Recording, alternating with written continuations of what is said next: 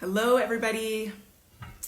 For those of you who don't know me, my name is Christie Buono, and I am the Senior Manager of Community Partnerships here for the BC Women's Health Foundation. I'm coming to you from the unceded Indigenous land belonging to the Coast Salish people, including territories of the Musqueam, Squamish, and Tsleil-Waututh nations. I'd like to start by acknowledging the history of the spaces we occupy and the ongoing effects of our presence, where we are learning, working, and organizing today. I'm so excited to speak to one of my good friends, JR LaRose, who I've known for many, many years, a long time now. And today we're going to hear about why he's decided to use his voice for the BC Women's Health Foundation Support Women, Protect Others mask campaign, and including the limited edition Ending Violence Together face mask, and why he thinks it's important for men to join the conversation. A little bit about JR before I let him into this live is JR is, you don't actually lose your championship. He's a 2011 Grey Cup champion with the BC Lions Football Club, a proud member of the One Arrow First Nation. He's an ambassador for Aboriginal people. He's an accomplished speaker, speaking and facilitating over 400 presentations throughout Canada and the United States since 2018. And he's a proud father and husband, and we're going to hear more about his story. So I see that he's here. Hi, JR. Just bear with me as I try to bring you in here.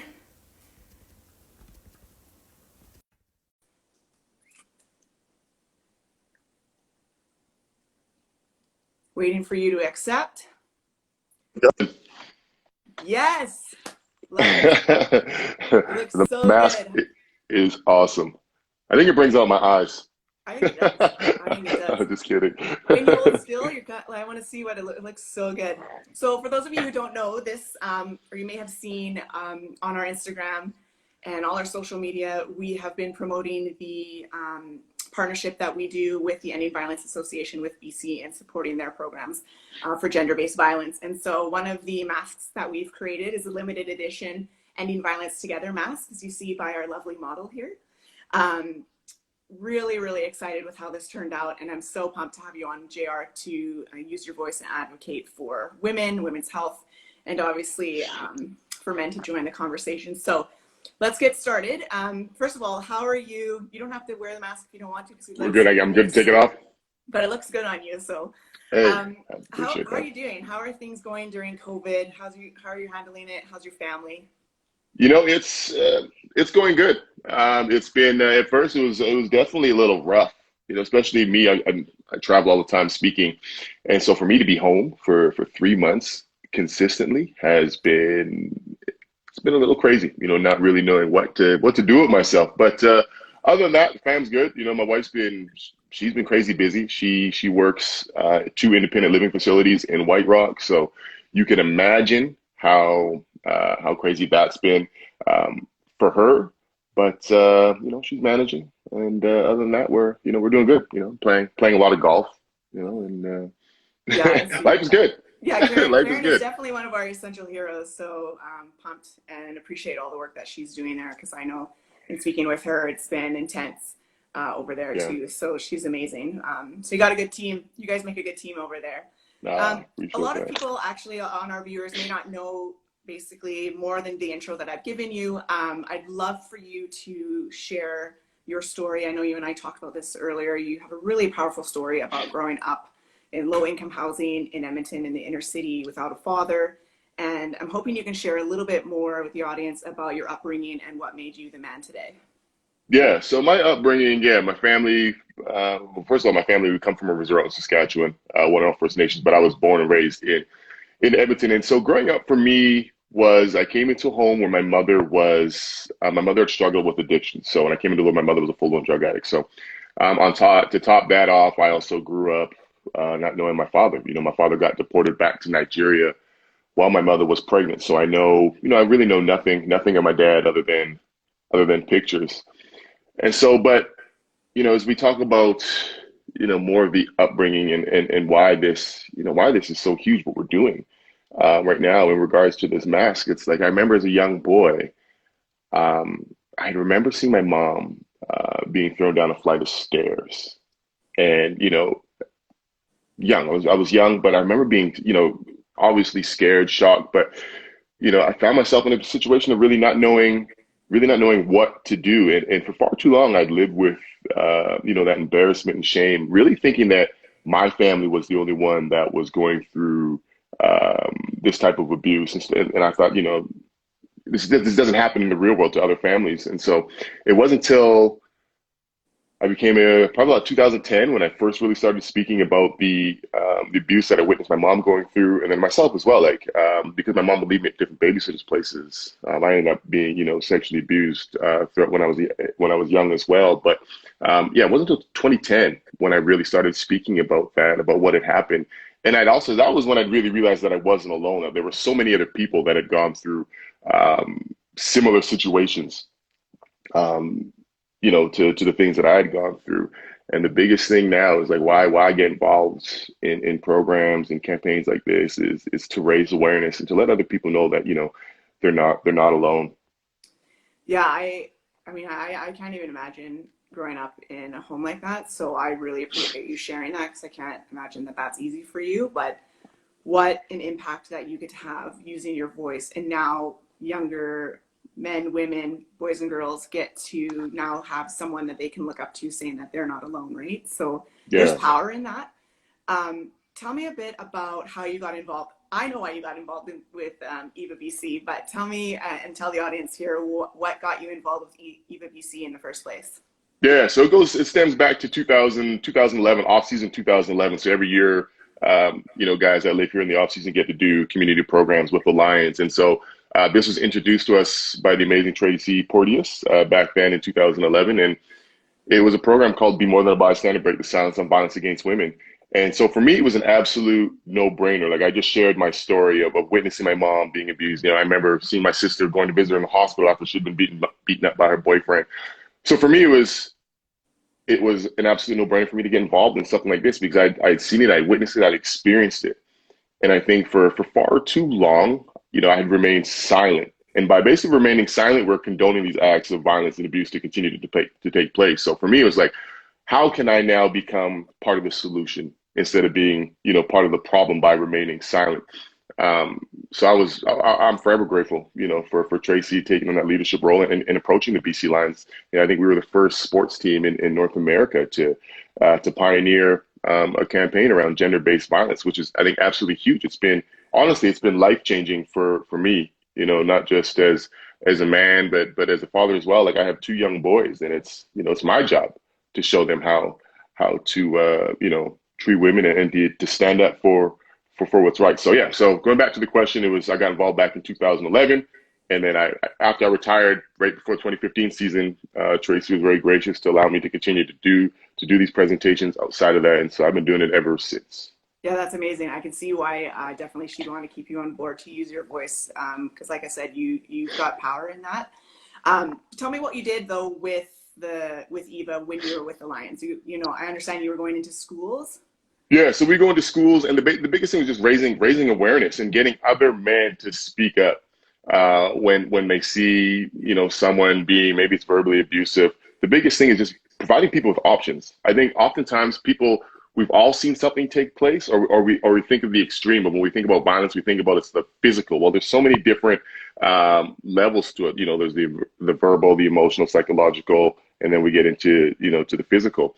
And so the biggest thing is being able to recognize it when it starts off with something as small as the verbal, and to use your voice and speak up. Like there isn't a superhero approach to it. You don't have to be a pro athlete, BC Lion, police officer in order to do something, but it's giving people options on things that they can do. Yeah, what I was really impressed with the program and with the Lions too was that it wasn't just something that we worked with in the locker room. We actually worked on it on the business side too. I know we had training. I know you guys had training to obviously learn more about the importance of speaking up on gender-based violence. And so, like you said, BC Lions were the first team to take this initiative on. And now I think, if not all, most of the teams in the CFL are doing this, and it's just blown up nationwide because it's such an important topic. What does it mean to you to represent the BC Women's Health Foundation and EVA BC by wearing the mask? That's just more than just protection, but it actually ties obviously to a cause that holds dear to your heart. It truly is such an honor. I think, like I spoke about it earlier with why I got involved with EVA, but to partner also with BC Women's Health Foundation. I think when our women are healthy, our whole community thrives. You know, there's a saying, "Happy wife, happy life," and that's truly what it's all about. It's having that partnership and standing as an ally with women. Yeah, no, that's amazing. What did you have you worn the mask out yet? I know we just gave them to you a couple of days ago. Have you been able to wear them out? Have they struck up any conversations? And if not, what are you excited about when you do wear that on how you're able to have conversations within, say, the grocery store or getting your hair cut and now gearing up those conversations organically and authentically? Yeah, I've worn the mask twice now.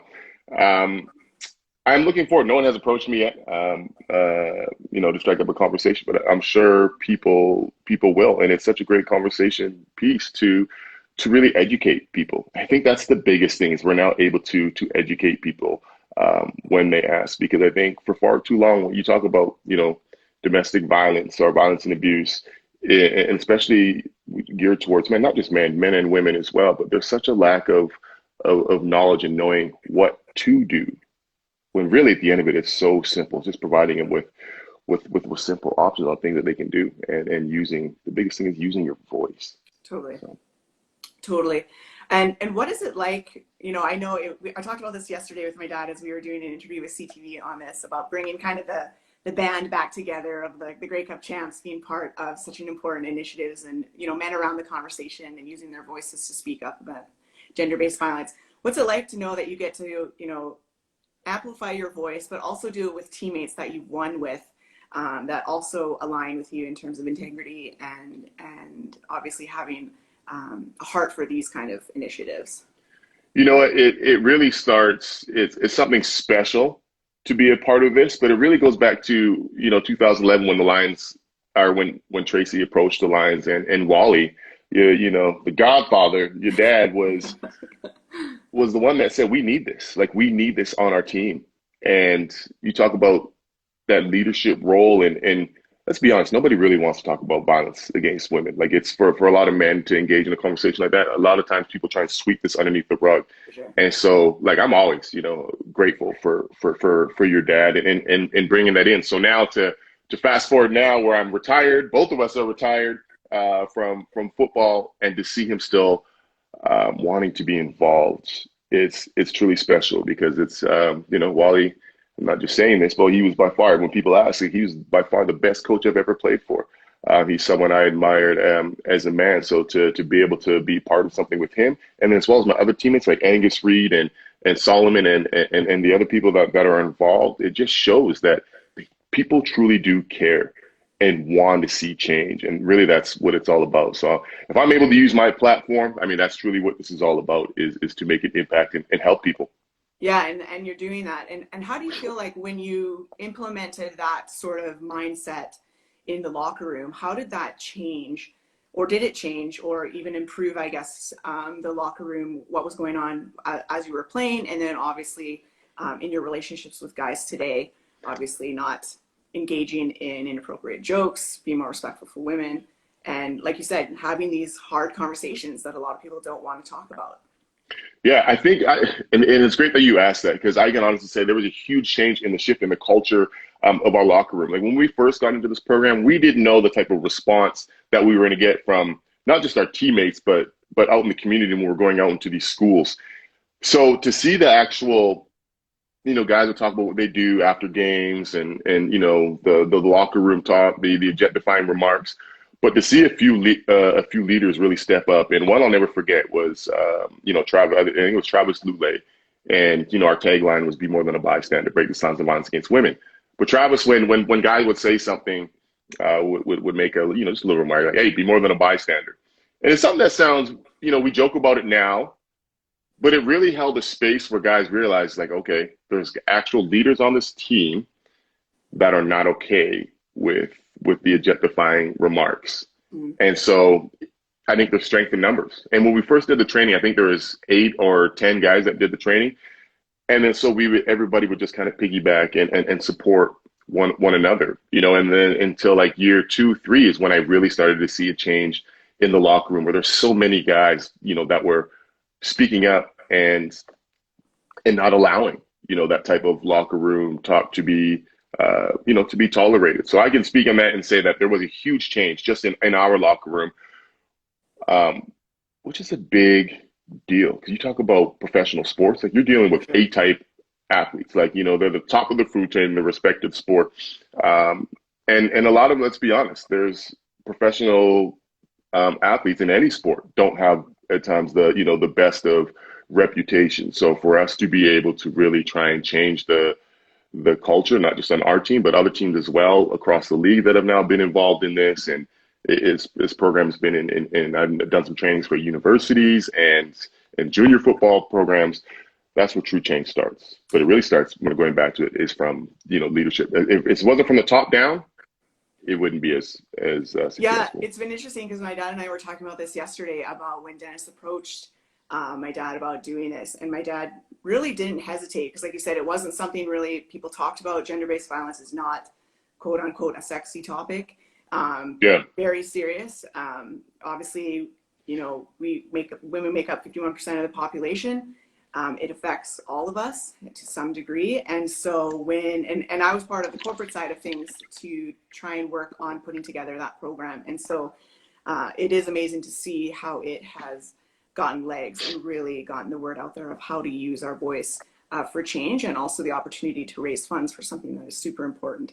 Have you been able to have, like, do you feel, this is kind of off the cuff, I know it's not part of our questions that I gave you, but during COVID, have you had any conversations about people who have struggled with this? Have you been able to be a support for that? Do you have any? In regards to like domestic people that have been affected by violence, or yeah, I mean, they've been calling it the shadow pandemic, right? I mean, this is something that people, again, aren't talking about, but 1 in 10 women really are afraid of violence during COVID because of isolation and decreased income that's coming in. Have you been able to have more conversations about how you can support, or? No, to be honest, I haven't really had any type of conversations in regards to that. But seeing it, on the news, and and I did a PSA with EVA BC in regards to getting men to seek help, instead of going the violent route, in regards to violence and abuse. But it is like we look at, I deal with a lot of indigenous communities. That's the majority of the work that I do, is speaking out there. And the numbers have escalated and climbed up, and not just there, all across the world, I'm sure, places that are affected by it. But to say outside of that, I honestly really haven't had too many conversations around that. Yeah, no, that's fair, and appreciate the work that you're doing, because I know, just even knowing that there are resources out there for people to reach out for, I know that that's been a big part of Tracy's work for BC, right? And what we're hoping to fund as well. So I don't know if the audience knows, but our goal is to raise $600,000 for the Ending Violence Association to help amplify their voice and their urgent needs for COVID. So before we get to how we can participate that, I wanted to end off 2 questions. One more is a little bit more fun, and I know there's been a lot of chatter going back and forth who wears the mask the best, because my dad's been chirping you guys a little bit, but I think it looks pretty good. Might have to put it to a vote between you, Sully, Angus, and my dad, but I think it looks really good. Again, this was a true partnership. I worked with, or my team worked with Tracy to really signify unity and coming together to end violence together. Actually, some of the colors integrated in the mask is the brand colors for ending violence against women. So, this is something that's really true and special to my heart as well. My dad was able to get an award a few months ago, actually, on behalf of Ending Violence Association of BC. So it shows and is very close and near to our part. So want to end on a good note. I'm going to ask you, is there any woman that you feel has really inspired you to be the man that you are, to speak up, to share your voice, to make a change? Yeah, I've had, I can think of, a number of women that have been absolutely amazing in my life. First, my mother and my sister. Um, if it wasn't for the things that, unfortunately, that they had gone through, that I witnessed, I don't know if I would be doing the work that I'm doing. But to see the strength, my mom was raised in the residential school, so to see the strength for her to be able to overcome that and try her best to raise myself and my sister as a single mom. She's someone that truly, truly inspires me. Um, my sister was an addict for years. She cleaned up her life the last little bit and became a motivational speaker like myself before, unfortunately, she passed away a few years ago. But she's someone that really inspired me. And then also my amazing wife, someone that, is the rock of our family. Allows me to go and travel all over and use my platform to make a change. And she ends up, she works full time and is, taking our kids to different sporting events when I'm not there. So if it wasn't for, if I didn't have her support, I wouldn't be able to do that. And it's definitely a team. We're a team. And then aside from that, Tracy Porteous, you know, who brought this program to the BC Lions. I'm forever grateful for that, for having that opportunity to work with this. And I've worked with not just the Ending Violence Association and the BC Women's Health Foundation, what I'm doing right now, but with other amazing organizations that are about making a change. And I'm forever grateful for those amazing women, for the people that have come before us, the people that are on the front line that have been a voice for people like my mother, my sister, and anyone that's been affected by violence or abuse. I'm forever grateful to them. I hold my hands up to them. It's such an honor to partner and stand with them in this, because that's the only way we're going to make any type of change. So, yeah. Yeah, well, thank you for this. You are incredible. I've said this for many, many years. Football is family, so I do appreciate you partnering with us, being part of the BC Women's Health Foundation family, and obviously using your voice for helping us raise funds for the Ending Violence Association of BC. And for those of you who want to help participate and help us raise funds for this mask, this is the limited edition mask. JR is wearing the large, I have the medium. You can go to our website at shop.bcwomensfoundation.org to learn more about the cause, learn more about BC Women's Health Foundation as a whole, and purchase your mask today and help us raise the funds to the cause and women in need, and walk around wearing your mask, supporting women while protecting others. So, JR, thank you so much. Truly, you're an inspiration. I appreciate you, man.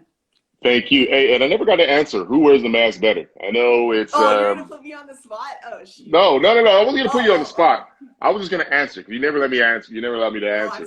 I'm sorry. First, because it's between your dad, Angus, myself, and Solly, any women that wears it way better than all of us. But your dad, it looks great with his white hair. It's a great little contrast. His iconic signature is the way. Right, it's great. And then I would have to say, I would definitely go with me second for sure. And then, wow, the other two are just, they both, I will give them a tie for Angus. Someone just said that I wear best. Thanks, Kat. 100%. If you were including you, Christy, 100%. You'd be top. Hey, thanks. Your dad, and then we'll go with me. And then the rest, I'm just joking. Well, I get lots of questions when I wear it out and about. So it's been a really, really fun project. And I know that people are listening, people are talking. It's getting the word out there about the amazing work that the BC Women's Foundation does, and the important work also that EVA does. And then, you know what, having you guys on here just amplifies our voices and makes it that much more impactful. So enjoy the rest of your day. Are you golfing? What are you doing today? No, not today. Not today. I golfed yesterday. Hopefully, maybe tomorrow or Friday, I'll get out again. All right. Well, we appreciate this, JR, and say hi to Karen for me and the kids. I will. Thanks so much. Take care. Thanks, guys. Bye. Bye.